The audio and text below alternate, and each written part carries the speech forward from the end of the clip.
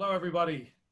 Welcome to our third weekly Mondo Conversations with the Guild of Music Supervisors. Welcome around the United States and around the world. We have an amazing panel once again. Very proud to partner not only this time with Guild of Music Supervisors, but our new partner, Variety. Thrilled to have them on board.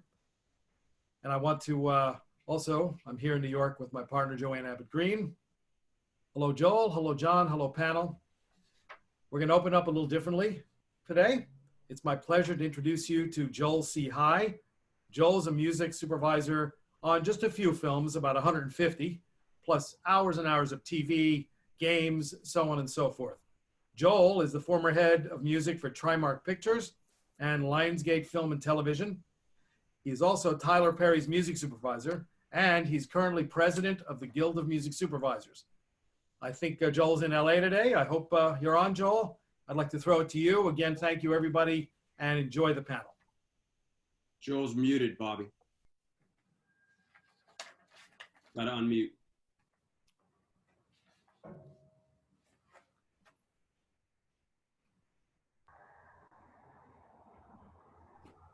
All right, well, until Joel gets unmuted, I will kick in. My name is Jonathan McHugh. I'm the one of the co-founding members of the Guild of Music Supervisors, and Joel is the president, who's stuck on mute at the moment. We'll be off momentarily. Anyway, we started this panel series about 3 weeks ago, and it's got a tremendous amount of buy-in. We've had great articles in Billboard. And, there we go. And now we have Variety as a partner, so Joel's going to jump in and keep going.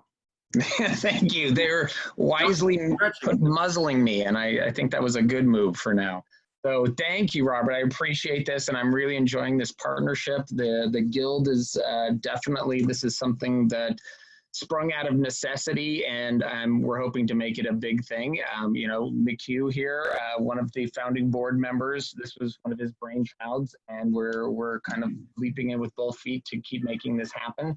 I'm really happy to have this panel today about showrunners and their music supervisors and the relationships there, and to have two fellow board members who are panelists on that, John McHugh and Madonna Wade-Reed, who's also vice president for the Guild. So I'm really excited to hear what they have to say.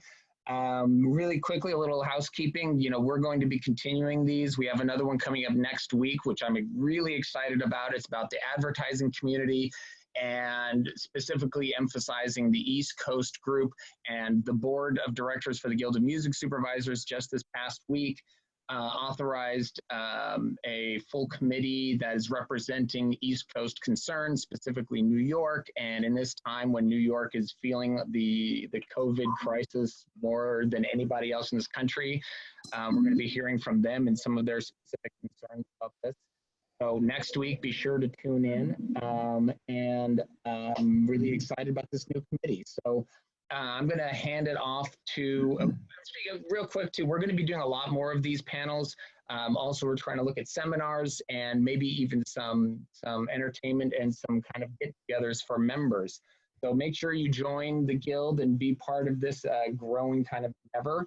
And I'm going to hand it off to our host for the day, the moderator, Jazz Nkechi, who's with Variety. She's the artisan editor, and hopefully she'll explain exactly what that is, but I know that means that music supervisors are part of her beat. So she covers the crafts industry across the news organization's print, digital, and video platforms, and will be our moderator for today. So I will hand it off to Jazz. Thank you very much, everybody. Thank you, Joel, and thank you, everybody. I'm so excited, first of all, to be here. So thank you so much for having me and Variety.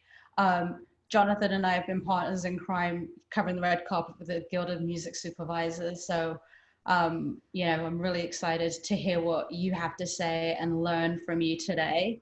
Just in a nutshell, as the artisans editor, my job is to speak to everybody below the line and give you guys a lot of love and a lot of attention, and to hear your stories. We all love the A-listers and our directors, but you also tell a big part of the story that we see on screen too. So So let's kick this off, and thank you again to everybody joining. Let's kick this off by a quick introduction. Everybody, let's just go around telling us what you do. We've got music supervisors and showrunners. So talk about the last project that you worked on and who you are. So let's start with Jonathan at the top. Hi, Jazz. Yeah, so my name is Jonathan McHugh. As we talked about, founding Guild member.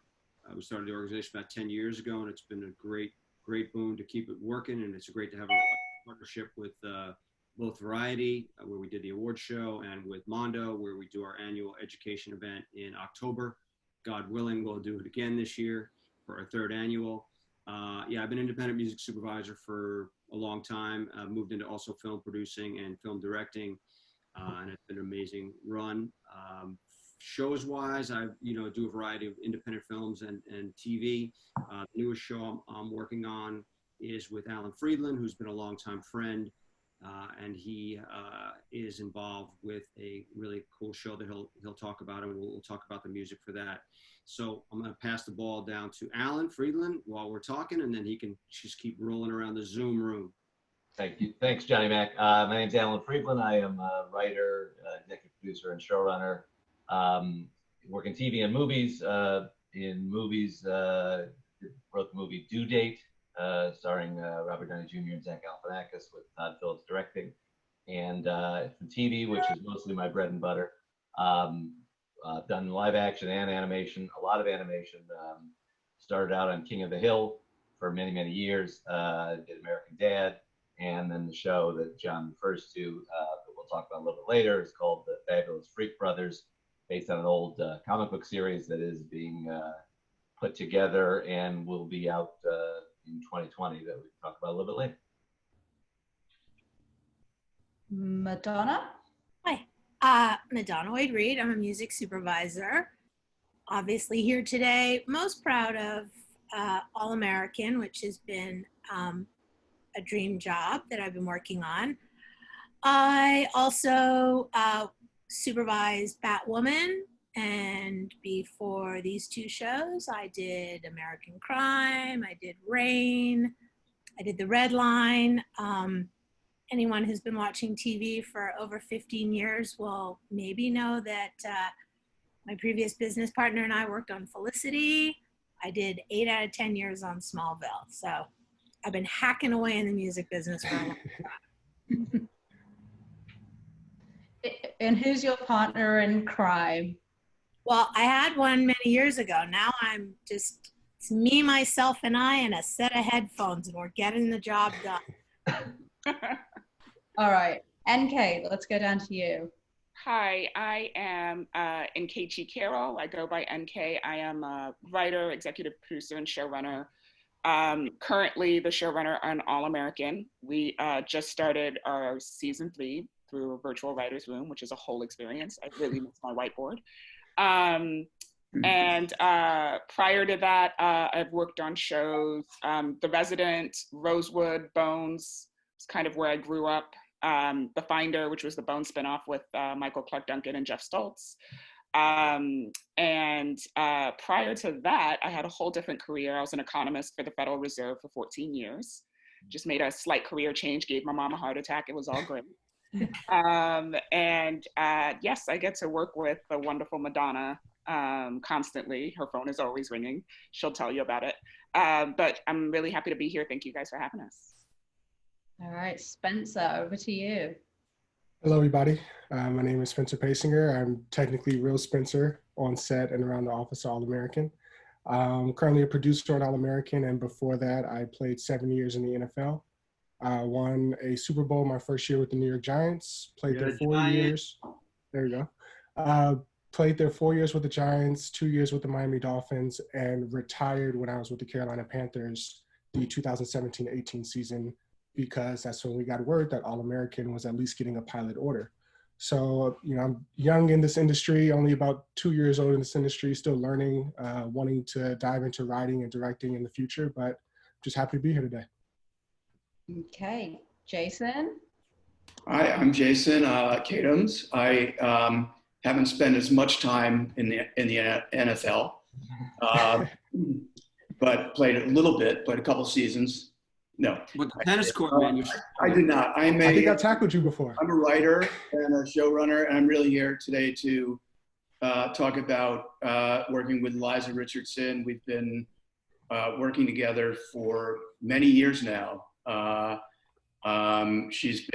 started working with her doing Friday Night Lights and have worked with her, I think, on every show that I've worked on since then.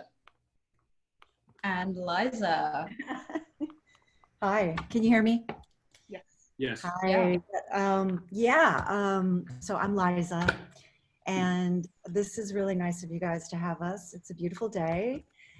Thanks, Jason, and I just love working with Jason Katims. I think Jason gave me my very first TV opportunity, which was Friday Night Lights, and that is pretty much still like the, one of my all-time favorite projects of all time. And more recently, Watchmen on HBO, the morning show on Apple, and Narcos, and just finished 10 seasons of Hawaii Five-0. So trying to keep busy during this weird time, but see what happens. And, on the subject of it being a weird time, here we are all in quarantine. Let's talk about how COVID-19 coronavirus has impacted you all. Like, are any of you working right now, or like, how are you all doing? What's going on with you? I can start. We are working right now. My writer's room had just started. We'd been at it for a couple weeks when the zombie apocalypse, as I like to refer to it because it makes me feel better, happened. And so we moved into a virtual writer's room and just continued working. And honestly, it's sort of the one thing keeping my writers and I sane. It's the one thing we're like, okay, we understand this. This feels normal, breaking story. And so we all kind of wanted to keep going for a while and knock out a few episodes, episodes that we're sure we'll have to rewrite in some capacity once we know when we're going back to production, how we're going back to production, what will be allowed, what won't be allowed. We're a teen show, people make out. Not really sure how that's going to happen. But until people way smarter than me figure out the logistics of how we're going to return back, we're sort of just moving forward with crafting the story and moving forward with shaping a season 3 that we're just excited to film at some point. I'll jump in. We're the Freak Brothers is an animated show, so the animation takes a long time. The writing had been done.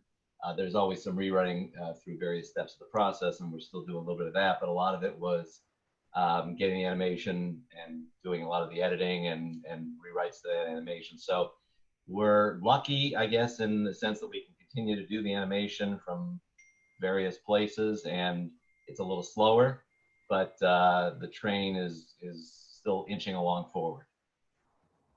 Yeah. What about for you, Jason?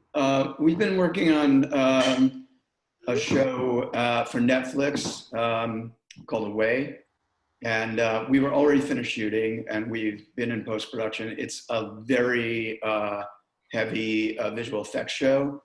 So, and most of that has we've been continued to be able to, continue to work a lot, because a lot of that stuff can be done from home remotely. Same thing with our composing. The composer is able to work from home. So we've kind of have been able to do everything other than the final step of getting everybody into the mix, and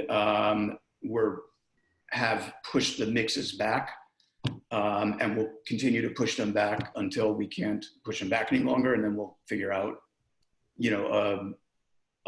how to do that in a safe way. And so mainly that's what we've been doing. Luckily, we were not at the stage where we were shut down in the middle of production. Like we'll be able to finish the season. It'll take us a lot longer, but we'll be able to do it. And then aside from that, I'm, I was in the process of sort of starting on new projects and developing. And so that kind of continues. Yeah. Jonathan, do you want to talk a little bit about, as being the founder of the Guild of Music Supervisors, like how, you've been handling things during quarantine and coronavirus, and also, you know, if you've been putting tunes together, like what's been going on with you? I mean, it's interesting in the respect that, you know, like Alan and I just had the show that we've been working on for probably 3-4 months, and it's just kind of coming together to start. And then I have 2 films that I'm finishing that are in different stages of clearance. And what's good about it is, you know, the music business is fully running in the sense that the publishers and the master owners are working, and they're actually much quicker to get back to you now because they have less to do. And they seem to be more interested in getting clearances done. Like I've had one guy keep emailing me like, hey, you ready to pay me yet? You ready to pay me yet? I'm like, no, not yet. We haven't logged picture yet, but we're about to.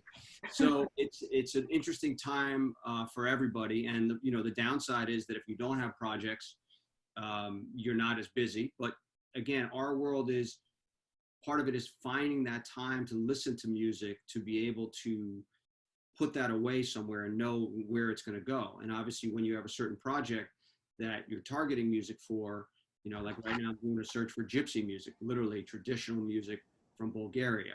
And you have all these random people you find on Facebook, or you're tracking them down, and they introduce you to another real gypsy, and they'll send you a video of them dancing traditional gypsy music. And one guy was actually from Bulgaria, introduced me to a guy in Japan who owned the masters that I need to license, which was basically just a YouTube clip that the director loved.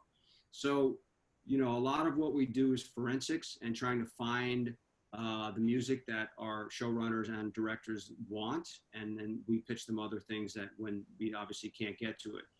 Alan's show right now, we're actually launching what we call a mini, which is a short version of the show that's going to go up in a couple weeks, and we're working on last minute clearances for that.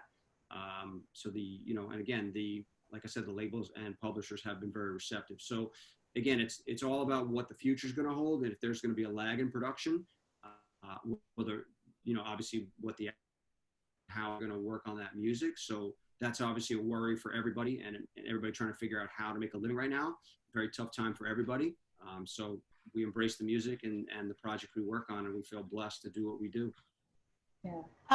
I can tell you that one of the craziest phenomena that's happening, I was talking to a few supervisors this morning, is, you know, Fridays is normally release day. Supervisors are accustomed to your inbox gets flooded of all the new releases.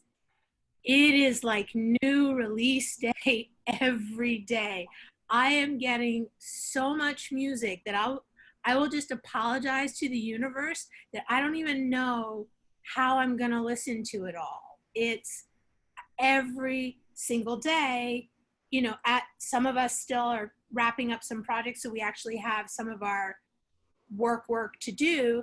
But when we're not addressing that stuff, we do take the time to listen to music. And the amount of stuff that we're getting is just a response to the people who pitch the music having a little more time on their hand. I may or may not have 150 playlists that are solely like, we're going to get through this. Yes, there's a lot of happy, yeah, a lot of happy, we're going to get through these playlists coming in. I got you. Yeah, it's kind of amazing. Like I have a folder that I'm just afraid of it. Oh, I have a comment on that, Madonna.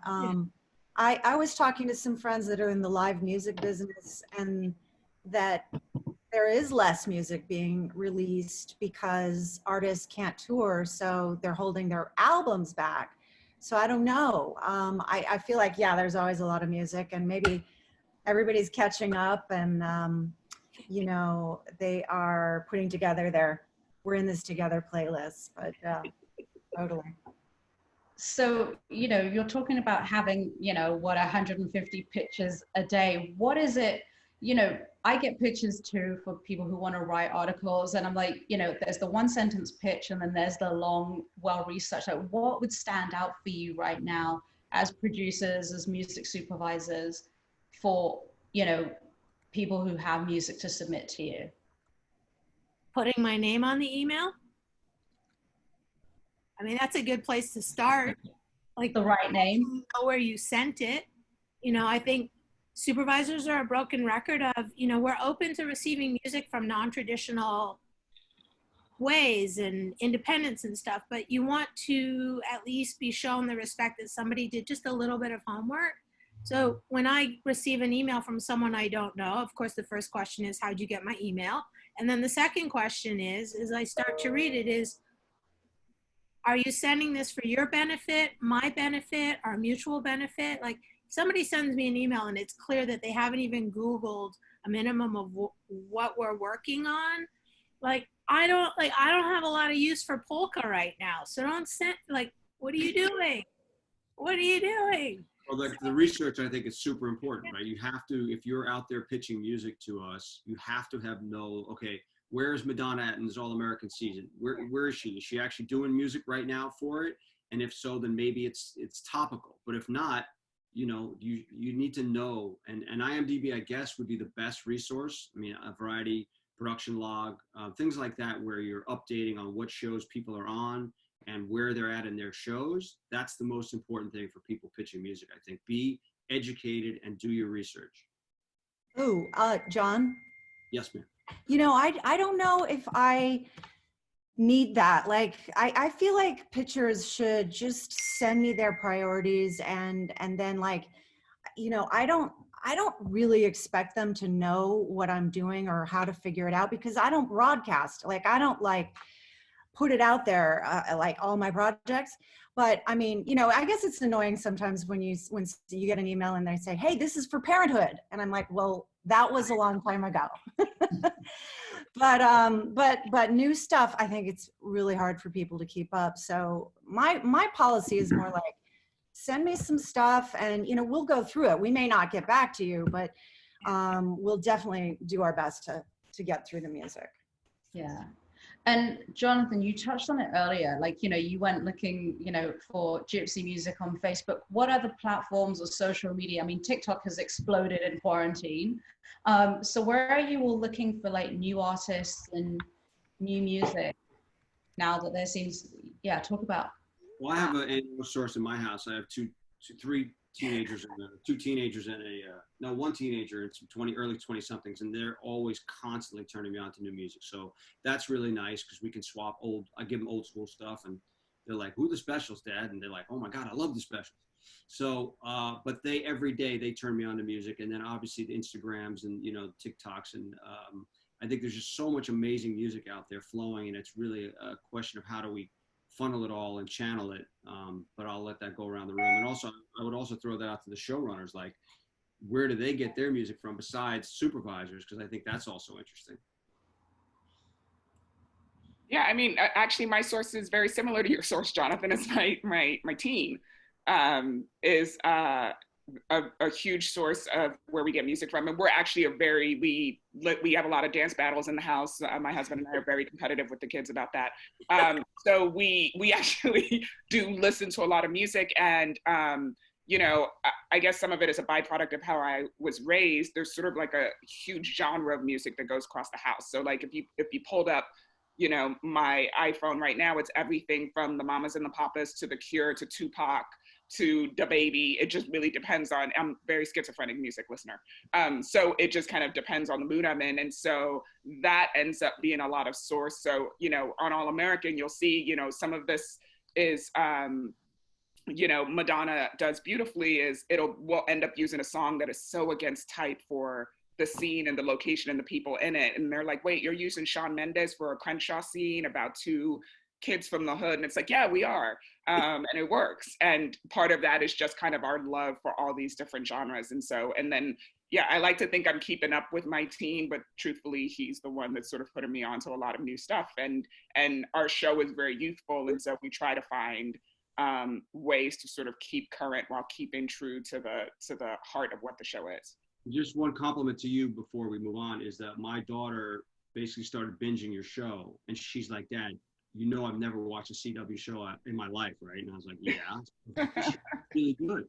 And so it's just amazing that you guys executed so well, and the fact that Spencer, coming from a real story, just makes it that much better, I guess. But it's, again, I would think the music, you're right, you have to have a lot of good music heads in there, because that show has to be super contemporary when it comes to the music wise, because you're dealing with, top of the line high school kids with their, you know, who are super musical. Thank you. Thank you. Tell your daughter we appreciate her watching. Absolutely. I can say that before all of this happened, one of my sort of secret ways that I like to discover new music outside of all the, you know, I can get lost in a Spotify playlist for 3 hours.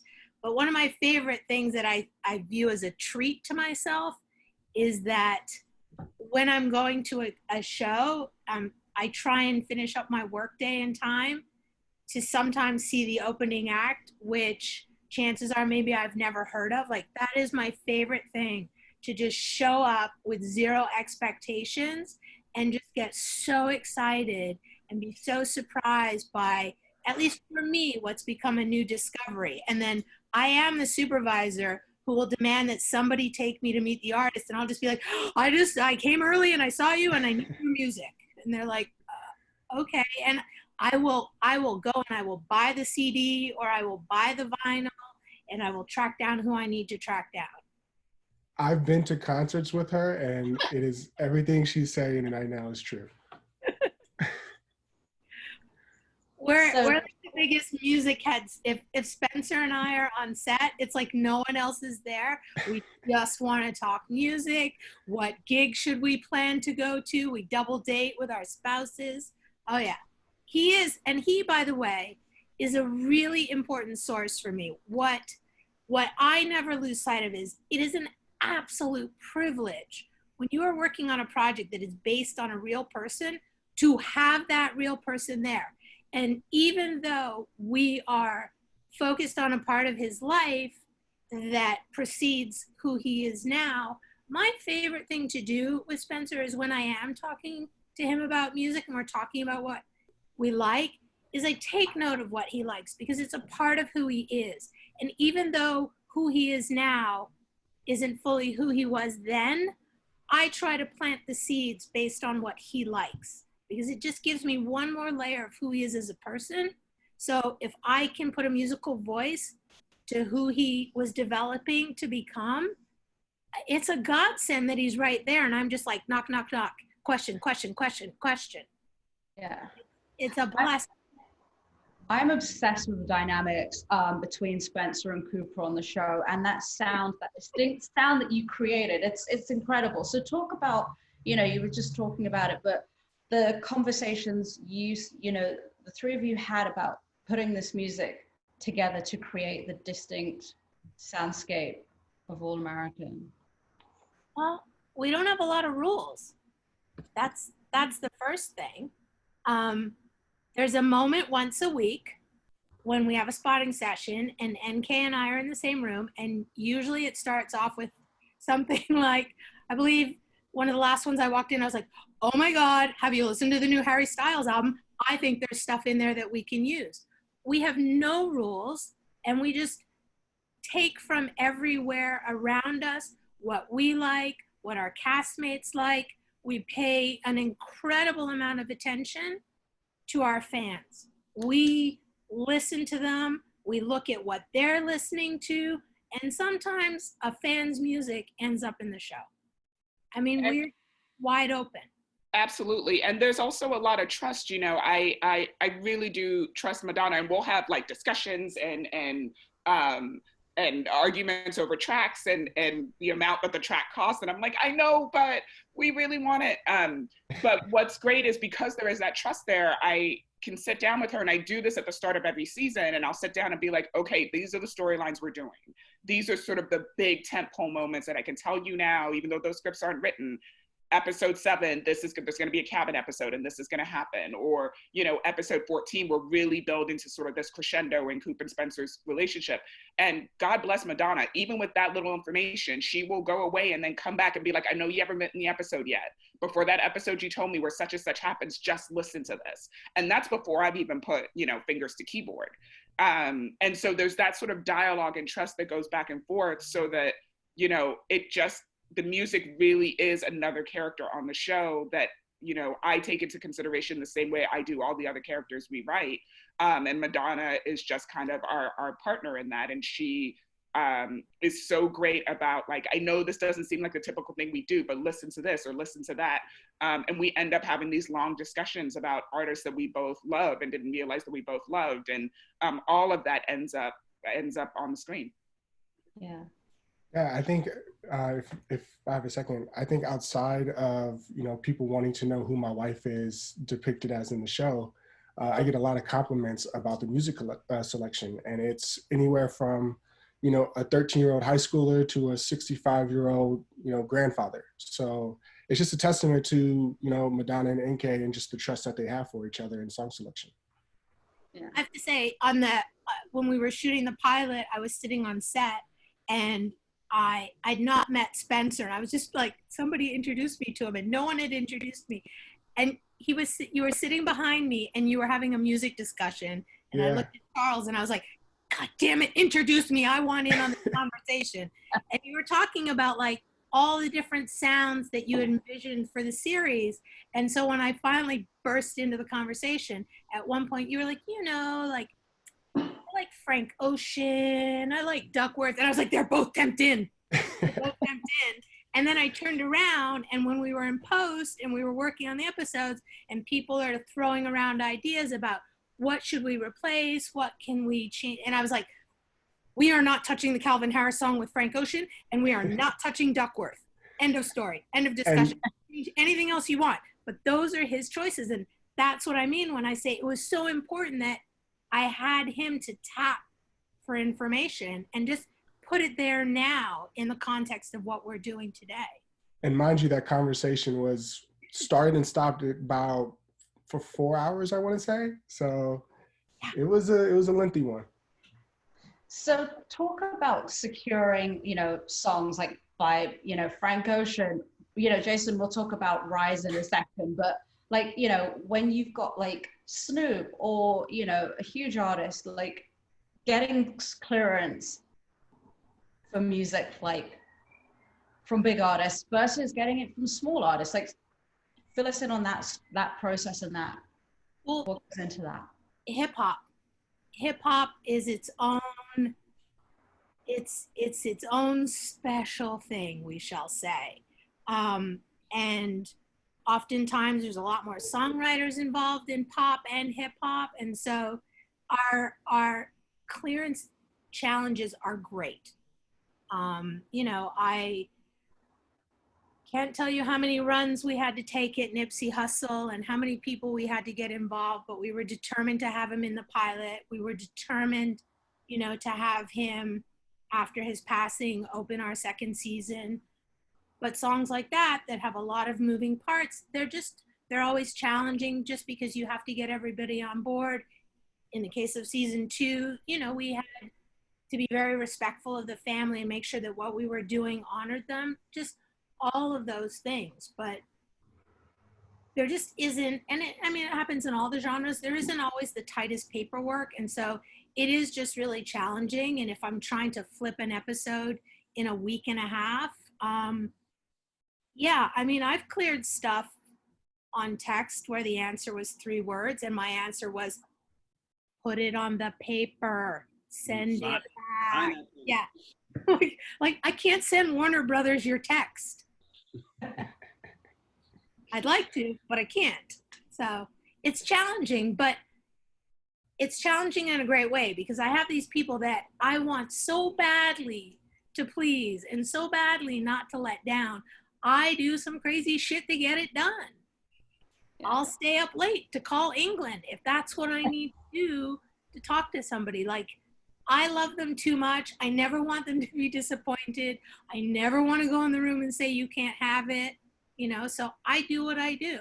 I'm a little relentless, but it's part of the job. You have to be. It's part of the job description, relentless. Jason spent an entire series in Rise, tackling Spring Awakening. So talk about, why Spring Awakening? Yeah. I mean, we're all obsessed with it, but what goes into clear Broadway musical? We're not just talking one song, we're talking about an entire, production.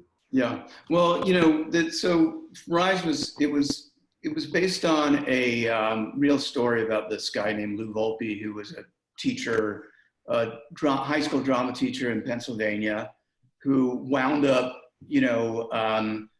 doing this, and it was kind of like a small town school. It was it was not a glamorous drama program. It was kind of a working class area, and he wound up directing these incredible productions that got national attention. And the reason why we wanted Spring Awakening is that was one of his main, that was one of the musicals that he produced that he did the first high school production of that show. And it was a really important show for that theater. And so we really wanted that. Like when I was writing the pilot, we had, that was like a big decision to what show it would be. And I wrote it as Spring Awakening. And then after I wrote it that way, then we had to figure out what it would take to clear it. And it was so beyond any kind of clearance issue that I've ever dealt with in the normal course of like clearing songs. It was a major undertaking. I mean, you're clearing not only the rights to the songs themselves, but the dialogue, the music, the direction, the costumes. All of these people who were involved in the original production have to approve it, and then it has to be negotiated. And it was a really long process, but I have to say, the reason why I think we got it, and by the way, I wrote it, and we were well into prepping the show before the rights were cleared. And so the further we got, the more, if we didn't get them, we'd be in trouble, because you sort of, the train leaves the station at a certain point. And, but I think the thing that was key was, I went to New York and I met with Stephen Sater, who wrote the show, along with Duncan Sheik. And he wrote, Stephen wrote the book and the lyrics. And it was that relationship with him and later with Duncan that I felt like they believed in the show that we were doing, and they had confidence in it. And I think ultimately that was what made it work. And I had never seen Spring Awakening.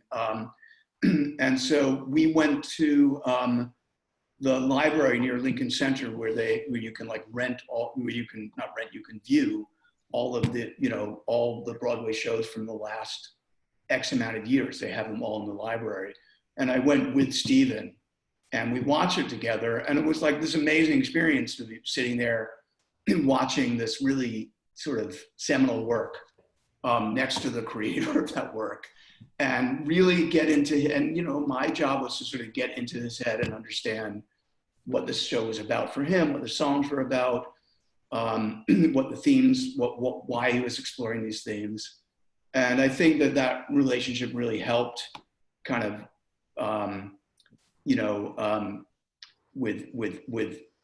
helped with ultimately, even though it was a very complicated deal, ultimately getting the deal done. Yeah.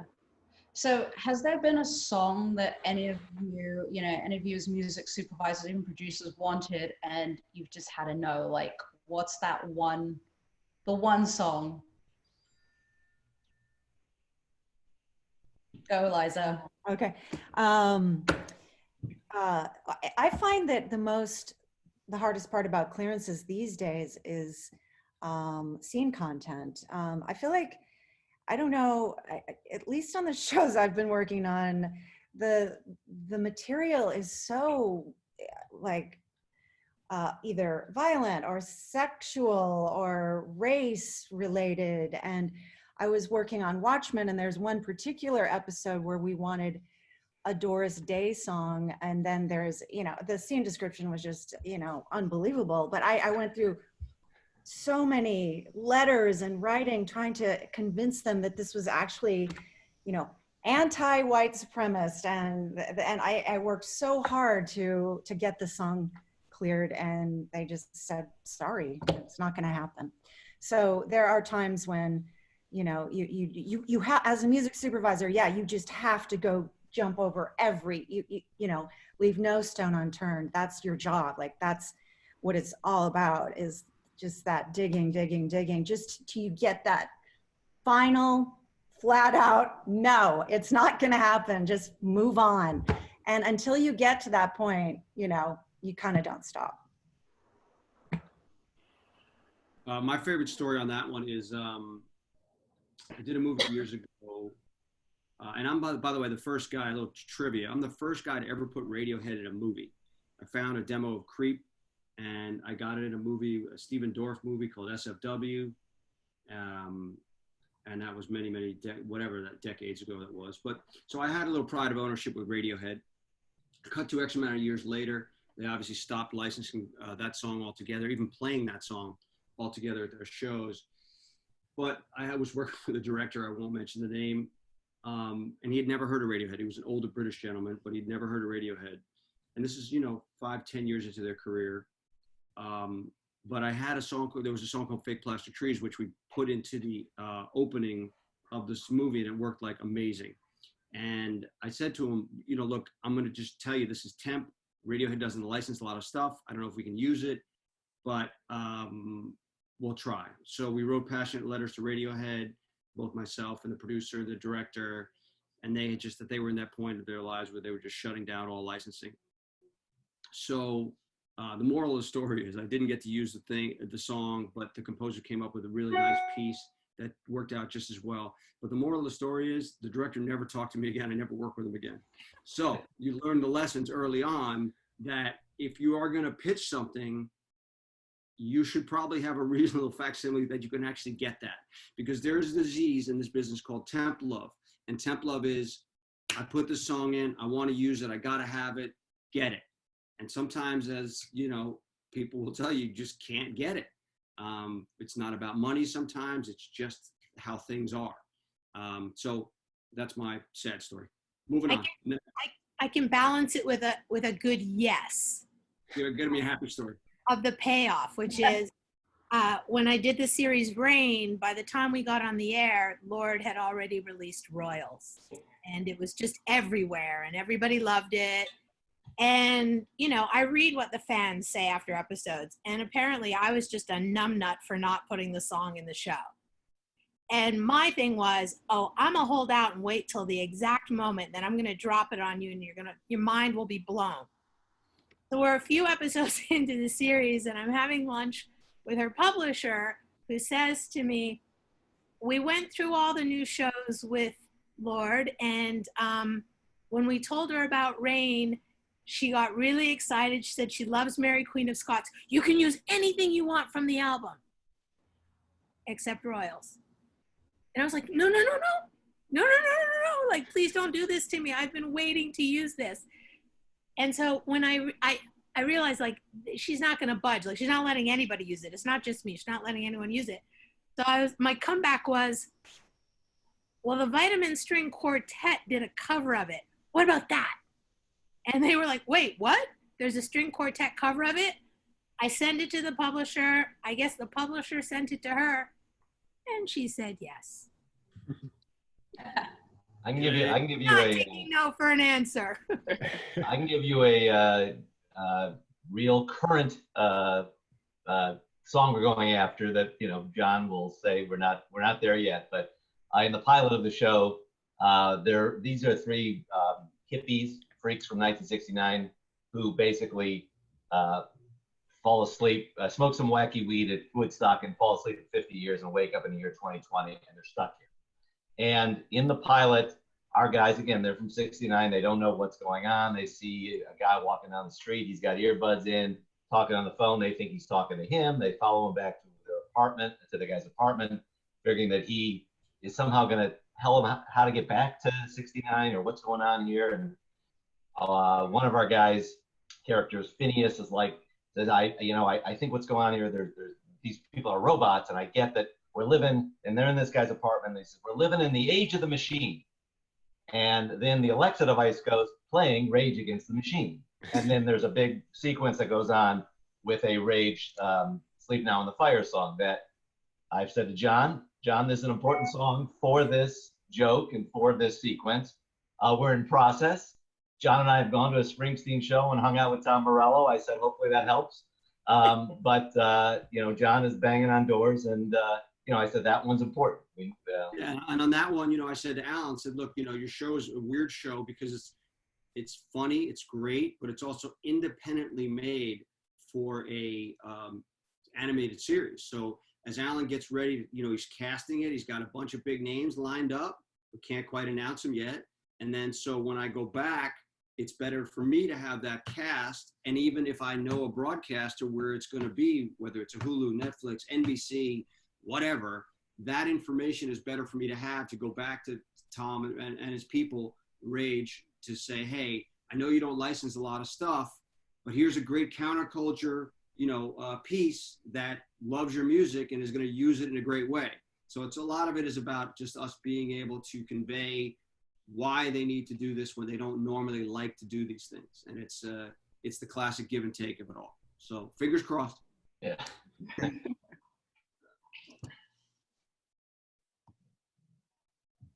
John, whilst we're talking about the show, you're not just covering a single decade. I think you're covering 1969 to present.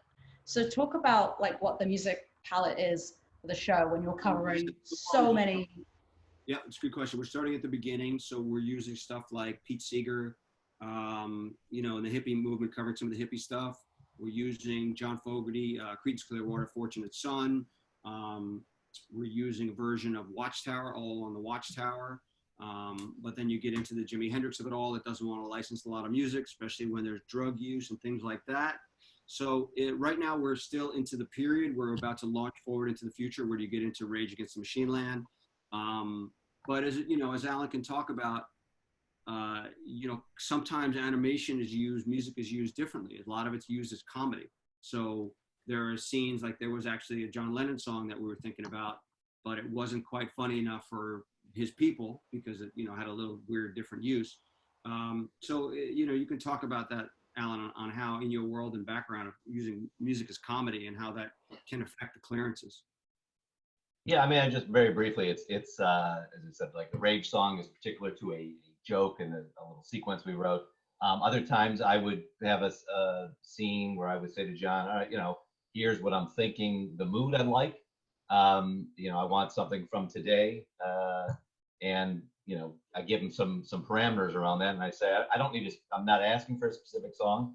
And then John will come back and say, here's 8-10 choices. What do you think? And then we kind of whittle it down. I said, well, these 3 kind of feel right. They don't feel exactly right. And now he's kind of narrowed it down to the mood that I'm looking for in the scene. And then we'll end up with a song in the end. And it could be an independent artist. It could be a very well-known song. And sometimes, obviously, those are much more expensive. So we may shy away from those, depending where we are budget-wise in a given episode. But sometimes it's just a feel for a scene, and sometimes it underplays a particular joke, and it's very specific. Talking about the collaborative process between a producer and the music supervisor, how important is it to be honest of I really want this song, or being no, this song just isn't gonna fit right? Talk about that relationship and that. Do you want to start? Who wants to start? I can start. Okay. With Jason Katims, who just has impeccable taste in music and knows what he wants. I feel that's our job, is to navigate the world of licensing to get Jason what he wants. Wait, what was I gonna say? The question. Being honest, right? Sorry. But I feel as long as you are honest in the beginning, when I get the ideas either from the script or from Jason or from the editors of I want this, I love this song, honesty up front is definitely super, super important. Here's my experience with this. Frank Ocean apparently never clears, but I'm just giving you that as a historical, but we're going to go for it and we are going to try. And then you never know because we just got a Frank Ocean song, And so you have to be honest. And do you mean creatively or money, about budgets and money and stuff? Creatively. Creatively, I feel like unless it's a really, really, bad idea, or it's just going to make Jason look bad, I pretty much protect his ideas. I will be very honest if I think it's just going down the wrong way, but that never happens with Jason. So. And then there's also the things where a publisher or label say, no, you're not going to get that. And then it's like, okay, well, do you accept that? No. Or do you have perhaps a relationship with the manager, and maybe you get the manager a clip and maybe a letter from Jason to say, hey, here's why I love your music, and here's why I wrote this scene and I thought about your music. So you give them a more creative togetherness to it, I think that works so often, John McHugh. There are so many legendary artists that are just, they never license and, stay away. But if you write that letter, or if you, go that extra mile, I feel like it can often happen. So you have to be perseverant. You have to just try, and they can't hurt to try. Yeah, I mean, I think it's a big part of our job is to manage expectations the same way the UPM isn't going to let you have 5,000 extras when you might only be allowed 1,000. So I do what I can to manage expectations. If I know I have a licensing history with somebody and it's difficult and it might not happen, it's my job to make sure in the time frame that I'm supposed to have something cleared to give NK a heads up about whether it's possible or not. I'm honest about that with her, with my editors. I will refrain from saying I don't like somebody's idea. I will just politely offer an alternative idea. Like oftentimes, we struggle with, during the various cuts that people may insert music that production has not received from me. And I have to very politely deal with that. And so sometimes, I can't say that I don't like what someone's put in the cut of a project, but I could send a playlist, She does send very sweetly worded emails that I'll literally reply and be like, Madonna, it's okay to be like, you can't do that. I was I read between the lines and don't worry, no one's trying to put Beyonce on there. We just needed a temporary track for it to go to the studio while you work on other stuff. Like, we're not crazy. But yes, it is. And she's always very polite about it, but you will definitely know where she stands on the choice. Don't send the cut to the network with that in it. Like what? It's a placeholder. I'm like, no. So let's, sorry, go ahead. And lastly, speaking of honesty, to throw back to what I was saying about what it is to have Spencer, one of the things that keeps me honest is not only who he is, but the environments on our show keep us really honest, because a lot of them are the real places that, and Spencer can speak to this, that he spent time in.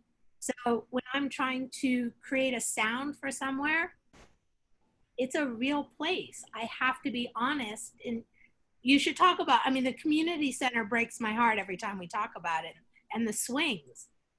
Yeah, those, for All American, there's a handful of scenes where, whether it's Spencer and Coop or Spencer and Sean in a few scenes, those are the same swings that I swung on when I was a kid. That park is where I played all of my Little League sports from age 3 to when I went to high school. So, as well as the barbershop that's, heavily influenced in season 1. There's a lot that, my childhood has leaned on when it comes to, being portrayed in All American. So to now have a soundtrack to, my childhood it's insane to me. And it's all because of, these two wonders right here. We have to keep it honest. That's another form of honesty that we honor in we're not a crew, we're a family, just for the. So for the producers, talk about your timeline. So when you're looking for a music supervisor, right? What do you look for in a music supervisor, and where do they come in, like from start to finish? Talk about your timeline there. Sure. Well, it normally typically the timeline typically is similar to the timeline of post-production. You know, you're really starting, while there is some stuff that you're doing ahead of time, certainly when there's something in the script that you feel like you're really sure that you want to use that, you can start earlier if you know it's going to be challenging to clear something. But usually it comes down to like when you are when you're in post-production, when you're editing the episodes, is when you're doing a lot of the work where with Liza, where she's you know, watching cuts, but even before she watches cuts, she's reading the scripts and sending pitches to me, sending pitches to the editors, and it would, you know, start when post starts, which is right around when shooting starts, and go all the way through the end. Although I think the most of the work is, you know, sort of, you know, as you're editing them, as you're editing each episode. But you know, it would continue through, you know, every mix. So it's, you know, I mean, I think typically that period of time would be however many months that is. But I think that the music supervisor I would depend upon to be there from all the way through, take it all the way through from the very beginning of pitching songs to putting them in, trying out different cues in different spots, all the way through when we watch it in the mix.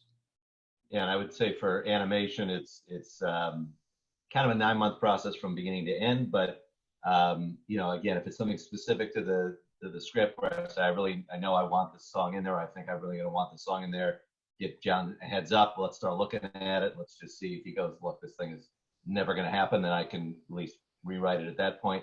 But most of the work comes in when we get what they call the colorized version back, where it's almost done. We haven't done the post work yet, but we'll sit down with John as music supervisor, and then we'll also sit down with the composer and sit in the same room and go, you know, we want an original song, you know, do we want the composer to create a moment here, or do we want John to find a song for something here?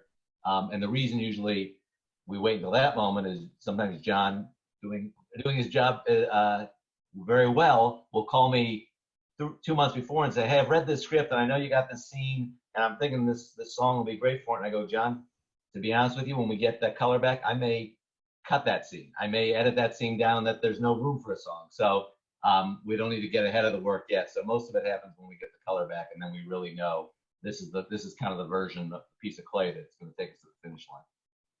Yeah, on All American, we tend to, Madonna and I we communicate a lot, and it actually, because not only do we have live musical performances on the show, and you know, especially in season 2, one of our main characters' storyline is her pursuit of her music career, and so Madonna's sort of very heavily involved from day one in terms of, you know, even at the start of season 2, before the writers were even back, Madonna and I sat down and I was like, I'm doing the storyline for Coop, and we're going to want original music. So, you know, at that point, it was like, you know, let's talk to Breezy and see if she wants to write her own music. Let's talk to music producers and see, you know, Madonna had a lot of great suggestions for who could do the tracks. And from that point on, she was sort of involved on an episodic basis in production because there was so much live music being involved in the show. And even in season 1, truthfully, even though we didn't have Coop's character pursuing her music career in season 1, there was still music is such a part of the show that there would be, you know, the drill team band at the football games, and that stuff would be, those are real drummers, and we have them really do the tracks. And so Madonna would be involved right from pre-production on that. We had, you know, a gospel choir, a youth gospel choir at the church, and Madonna is there on set making sure that no one is ad-libbing anything she hasn't cleared, to make sure that we're getting the sound we want out of the choir. And so it ends up being, you know, like Jason said, this, you know, it really kicks in post, and we do spend a lot of time together on there once we're really working on the cuts. But because music is such a component of every episode of the show, Madonna is part of, you know, every sort of prep schedule has the phone call with Madonna scheduled with the director as part of our regular prep for every episode. You haven't lived till you've got a call from NK going, I want to have a cotillion. And I was like, what? I mean, part of the joy of the job is I love the fact that I don't know everything, and the job gives me an opportunity to learn about things that I didn't know about. I may or may not have watched about 50 to 100 cotillions on YouTube, trying to figure out, like, how are we going to do this in ours? And, you know, that was starting at, they were writing it. And I was like, I really can't screw this up. Like, this is a big moment. I have to find the song. My cast is going to dance to it. I mean, and you better believe I was on there on set during as NK says, I was there at rehearsal. Like I can't tell them how to dance, but I know the beats. I recut the music so it was the right length for the thing. I mean, we start early. I'm very lucky that they give me as much information as early as they can, because nobody wants to see me fail. Yeah, that was such an amazing. It's so amazing. Just talking about, you know, hearing everything and how you all, you know, collaborate together. But let's talk about, I know we've got a lot of students, so let's talk about how you actually got your start as music supervisors. Jonathan, let's start with you. I mean, I came from the record business. I was in the record. I was in the film business first, and I was working the film business, but I was in marketing. And I met a woman there that did music, and I didn't realize there was a job like that. And she one night took me in the studio, and she was recording a song with the legendary Sam and Dave and John Cusack. And I was like, it was magic to me. It just blew my mind. And I was like, okay, I have to figure out how to get into that side of the business. And as I was at a record company, I was at A&M Records, and I pitched a job to basically be an in-house music supervisor for the company and to pitch music. And while I was doing that, I just, my friend was producing a movie. He didn't have any money. And I said, look, I'll just give you what I can give you, and I'll find independent artists, and I'm happy to music supervise it. And that was like Cameron Diaz's second movie after The Mask, and it was my first movie. So I started music supervising, and I just loved it.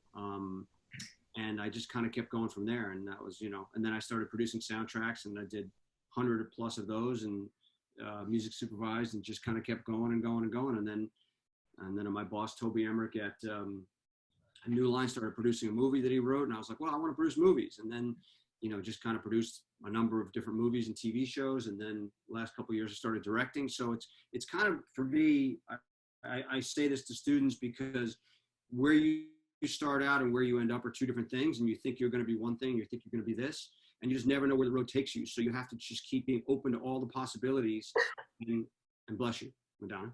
And just kind of go for it. You know, when you see things you want, you just try to go take them. As a New Yorker, you know, that's the kind of attitude that you just don't stop until you get, you know, trying to get what you want. So that's my short and long story. Madonna, you're next. Okay.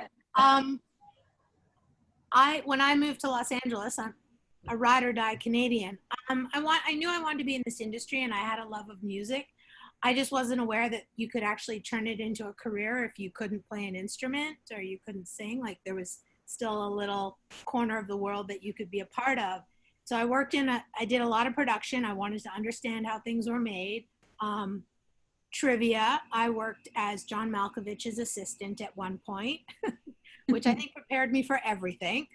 And then I started working in commercials and music videos. And when I was working in music videos, my job was to help shepherd directors through the process of being handed a piece of music and creating something visual for it.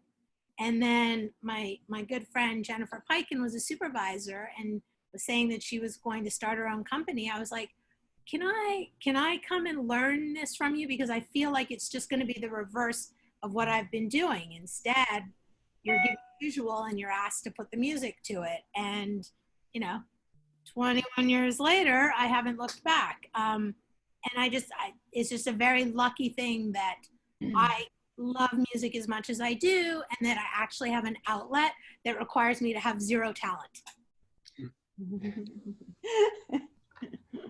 Liza? Okay. Let's see.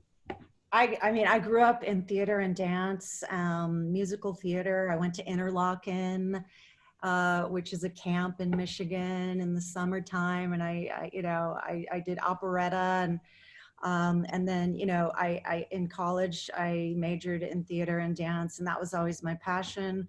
was to be performing. And then after I graduated from college, I was afraid of performing. So I somehow got a radio show. Somebody just like said, here, try this. It was like 2 a.m. I've been doing that ever since. That was a very, very long time ago. But through all that, you know, those different passions of like going to see shows every night or 5 shows a night, you know, and I've had various jobs in the music industry. Like I tried A&R for a while in the 90s, and you know, I really wanted to be an A&R person, but that didn't work out. And so, and then as a DJ on KCRW, you know, I just, at one point, I wanted the music director spot so badly. That was my life's goal, and I didn't get it. And it was a blessing because I was just forced to like, how am I going to make a living, you know? So I thought I'll try voiceover, and I'll try this thing called music supervision that like, I had a spoken word show featuring poetry on KCRW. And so somebody introduced me to a director, Mark Pellington, who was making a documentary on poetry, and that was the beginning. And then along the way, I met the wonderful Jason Katims, who gave me my first TV show. And anyway, I mean, that's how I got started. Everybody has a different path, and everybody has a different story. And I usually tell young people that like, I think the best way to learn is like, kind of like Madonna, because trying to like work for somebody else to get started, or supervise a friend of yours, like a film, like a student film.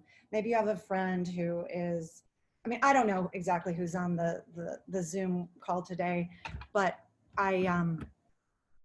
just trying to do anything to get started. There's no set way or set path to it. Yeah. I mean, let's talk about your relationship with Jason and Parenthood. And, you know, it's such a beloved show, and it's so multi-generational. So talk about what he said to you about the music for that, and what you both did to make it, you know, so widely appealing. Well, should Jason start maybe? You start. Liza, you start. Okay, so I mean, we had worked together on Friday Night Lights. You want to talk about Parenthood specifically? You can talk about, let's start with Friday Night Lights, and then we'll go into. Well, for Friday Night Lights, I mean, like I said, I had very little experience in television, but I was a cheerleader in high school. I was around the football team. I went to college in Texas, and those 3 things, those 3 experiences, when I watched the pilot, because Peter Berg sent me the pilot for Friday Night Lights. It had already been shot, and they were looking for a music supervisor for the series. So I just immediately, you know, I had only done film, and I just immediately freaked out over this pilot because it was just so incredible. And I just thought, I've got all the components. I lived in Texas. I was this person in high school. I mean, that was I could relate.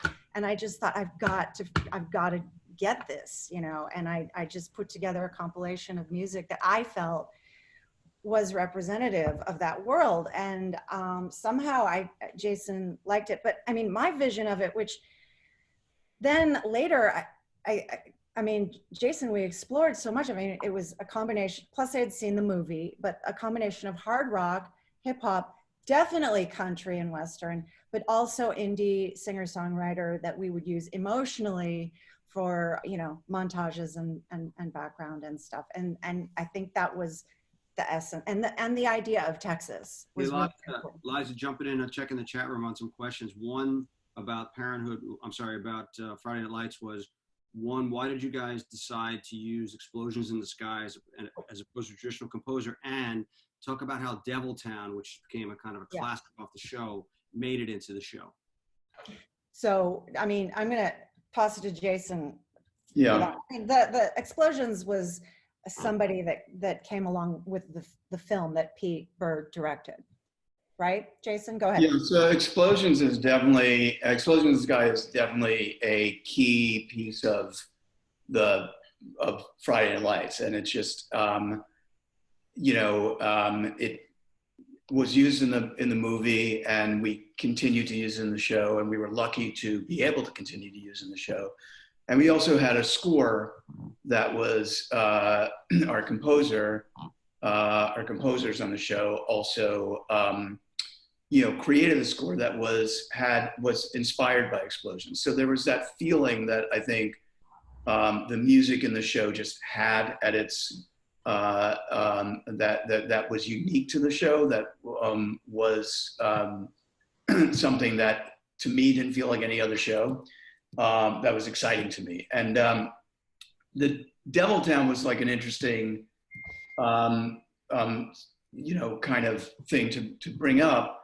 That song we used it in the end of the second episode of the show.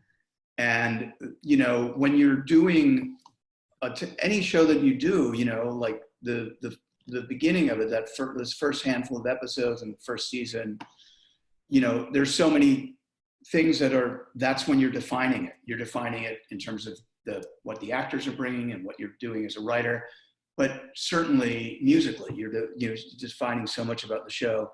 And Devil Town was this key moment of a song use for me, because it was a song that worked great in it, but it was a song that was, so much about, it's so much just like promised so much for what the show was going to be about, because in one way it was going to be about the sort of the beauty of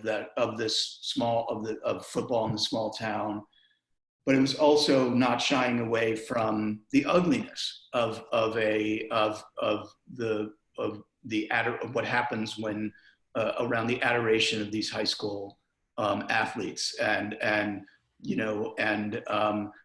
Devil Town was like both beautiful and it was a little bit scary, and it was a real breakthrough moment musically. And I feel like in shows, I think that kind of happens in different shows, and when that happens, those songs kind of become sort of a North Star. Like, while you don't use that song again necessarily, although we did reprise Devil Town seasons later, you kind of say, okay, that's how we use that. It was how it was used in that moment, and what it did. Our DNA. It becomes part of the DNA and part of the culture of it. And that song became sort of a touchstone, I think, for the show. And as Liza was saying, with Friday Night Lights, what was so cool about the show was there was so much to lean into. There was the Texas of it, the country songs. There was sort of like the sort of wildness of the sort of adolescent world. There was the fact that we were playing the show in a way that was almost like sort of documentary-like we really wanted to make it feel like you were dropped down into this place. And music was a big part of supporting that. The music that they listened to felt real. When you went into different people's homes, it felt like accurate and appropriate to those places. And that was really exciting. But I think the thing that was most exciting to me were when songs were used in emotional ways. And it's always what makes me most excited about the collaboration with Liza and the use of, songs in television, is when the music does something that words can't do. That no words in the world are going to be able to give you this visceral feeling when you combine it with the visual, when you combine it with the images. And that's what's kind of like, so, this part of the process is definitely the most, one of the most fun parts of it, and one of the most satisfying, because it's like when you find that moment, it's sort of, and that when you find that song, the way it can elevate the material is just, it's just like, so it's always such a surprise, and it's always so wonderful. Yeah. Hey, Jazz, as the keeper of the time, I just wanted to see if we do one more chat room question for the showrunners. Then we could, we have a special surprise I think that might happen. We'll see. For the showrunners, for NK and Jason maybe and Alan, the question on the chat room is, obviously this period of time we're living in is a crazy one, and obviously TV a lot of times reflects what goes on. Do you see in your future stories, or maybe not this show as you're working on, but future stories, that you would utilize the COVID moment in time and the pandemic as part of your stories? Talk about that for a second. Honestly, it depends. Obviously, it's something we're talking about a lot right now because we're right in the middle of our season, and it's a question of, do you address it, do you not? And you know, we've gone back and forth in it. My personal belief, I actually have a whole call with the studio about this next week, but I look at TV for escapism. You know, it was that for me when I was growing up. It's still that for me now. And the minute I use it to escape sort of the craziness in the world that I don't want to deal with. And right now the craziness in the world is the zombie apocalypse that's happening. And I can't fathom as a TV viewer wanting to tune in and watch these characters that I love who are in their senior year of high school. And it's supposed to be like all this stuff happening, sort of deal with the fallout of that yet. The beauty of our show is our seasons our years in high school straddle 2 seasons. So there'll be seniors for the next 2 seasons, which does allow us time to see the world return to whatever the new normal is going to look like. And then for us to process how we then incorporate that into the show. But it's a constant ongoing discussion. It's a constant moving target. One thing we do pride ourselves on very much on the show is authentically representing the world that these teens live in and how much it mirrors, you know, my son's world, other teenagers' worlds. And the truth is, especially for seniors, that COVID-19 really impacted them. I mean, there's like athletic championships are canceled, proms canceled, graduations canceled, like all of these culminating things after you've worked so hard are canceled. And the truth of living with that is just so devastating that I feel like we'd be doing a disservice not to pay homage to that in some way, shape, or form. I just don't know that it has to be that the entire show's world then gets plunged into a pandemic, because truthfully, you can't play football that way. So it sort of changes the season a little bit. But it is a moving target. It is an ongoing discussion. It is very much all of us sort of paying attention to what is happening in the world and what that new normal is going to look like when we're on the other side of this, and seeing how we can incorporate that into our TV world. Jason, your thoughts? Alan? Yeah, I agree with NK, and I look at TV as escapism, especially for a show like ours, which is comedy. You know, obviously, as I said, we have a lead time, 9-month lead time, so a lot of times we can't be as topical as we want. We can make some last minute changes, but I don't foresee really, especially in a comedy, talking too much about it. As John alluded to a little bit earlier, we have these 4 little mini episodes that are kind of promotional pieces that are going to go on before the series airs.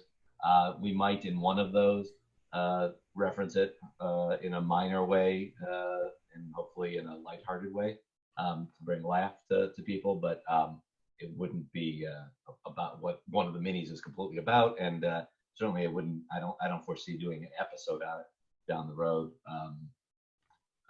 Probably just keep it light and keep it comedic. Jason? I hope not.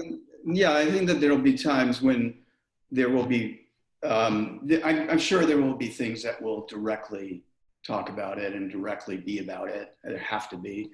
And I'm sure it's going to seep its way into our everything that we do, whether we intend it to or not. I mean, it's just the fact is we're writers and artists, and we're going to reflect what it's going to seep in whether we want to or not. The one thing I will say is, since I'm right now really spending most of my time developing things from the very beginning, the thing that I am personally getting the most that's the most healing thing for me as I'm doing it is being able to go into another world. You know what I mean? As a writer, I'm able to go into, I'm able to escape, in a sense, into a world that it's not the world that we're living in right now. And that's been like sort of like, you know, that's like a healing thing. And so I think that, you know, it's hard to, I think it's going to be something that we're all going to be you know, kind of learning we're going to be sort of growing up with it, you know, in a weird way, and learning to understand what it had, the effect that it's really having. And, you know, and I think that's okay. And I don't think things need to literally be about that in order to sort of still be able to, you know, kind of reflect how it's kind of affected all of this. Thanks. Well, I want to thank everybody for tuning in, and thank you to this amazing panel. Before we go, we do have something special, but I want to talk about it first with Madonna and NK. You know, Breezy's performance as Coop and that song "Don't Ask" was so beautiful. Talk about, you know, what went into that song, and yeah, bringing that into the show.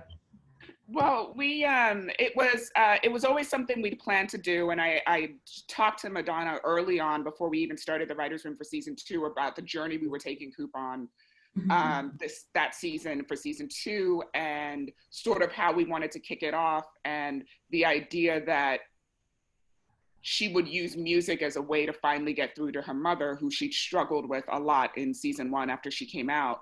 And so Madonna was already sort of on it in terms of like, okay, the music producers we can work with, all of that stuff. And then once we got the script written, we were able to get it to Madonna in advance.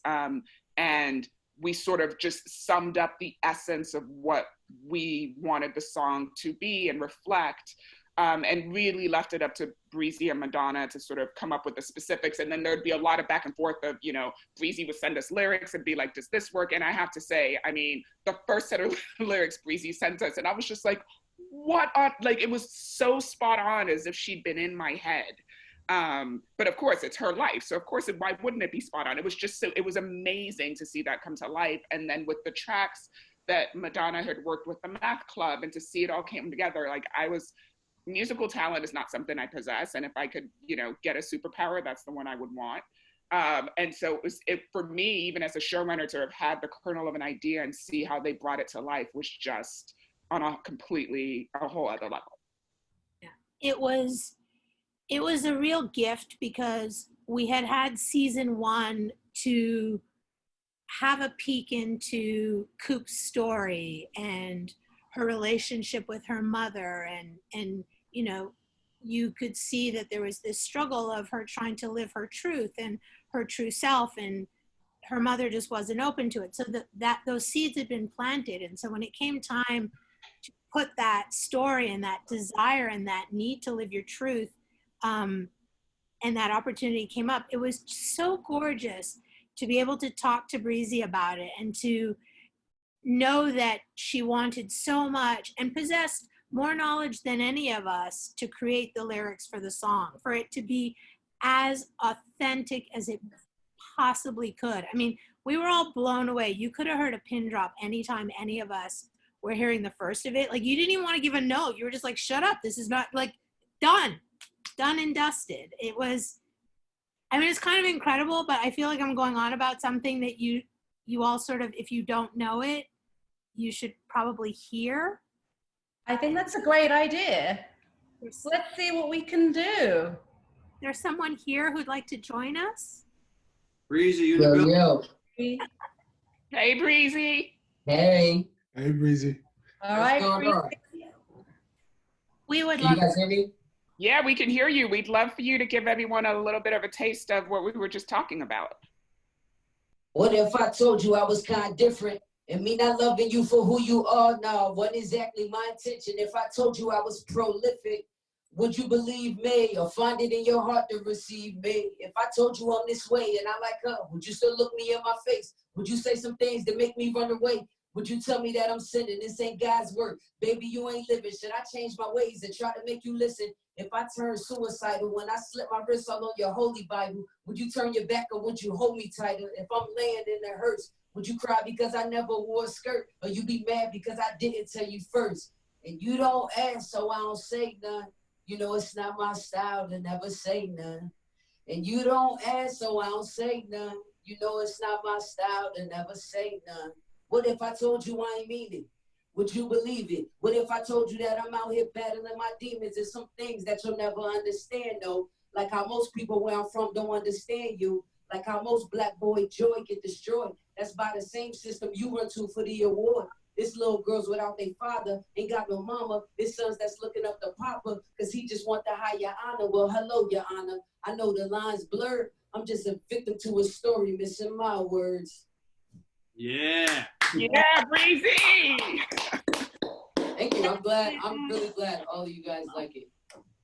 I'm glad and I'm proud. I'm really proud and I'm happy that I was able to execute in a way that, you know, was perfect for the show. And so many kids across, you know, the United States and other countries relate to the song so much. So it's definitely a big moment for me. And I'm truly, truly, you know, just thankful that we were able to send that message and it hit exactly where we thought it would.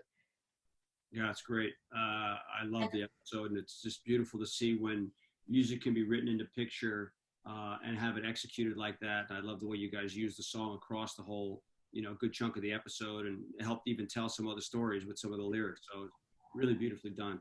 And I want to thank you guys. Having 3 weeks in a row closing with music is a blessing, because that's what we, you know, as music supervisors, that's what we love is music. That's why we're in this business. It ain't to get rich, but it's to enrich the lives of other people and to work with great people like Alan and Jason and Kay for all of us. So Jazz, you want to close us out? Next week, I'll just say we have a panel about the advertising committee in New York. We'll be doing it. It's kind of about music supervising ads in the time of COVID. If you've noticed, there's a lot of companies doing PSAs and ads that focus on what's going on in the world and the healthcare workers. And obviously behind the scenes are music supervisors clearing music for that. So we'll show some of those spots next week, hopefully, and talk to some of those people. Look for, you know, go to Mondo and go to the GMS, and you'll have information on what that panel is going to be. But that's the last in our series next week, 2:30 Pacific, 5:30 Eastern time. So again, thank you. And Jazz, you want to close out? Yeah, thank you, Jonathan, for having me. Thank you, Guild of Music Supervisors. Thank you, Madonna, Alan, NK, Spencer, Jason, Liza, and Breezy. Thank you for that amazing performance. Thank you, everybody, for tuning in. And please sign up to be a friend of the Guild. Go to the Guild of Music Supervisors website.com, and this way you'll get to know all the things we're doing. And we have another summer program we'll be working on in near future. So thank you guys all for attending and spending 88 minutes with us. Bye. Bye. Thank you. Bye. Peace.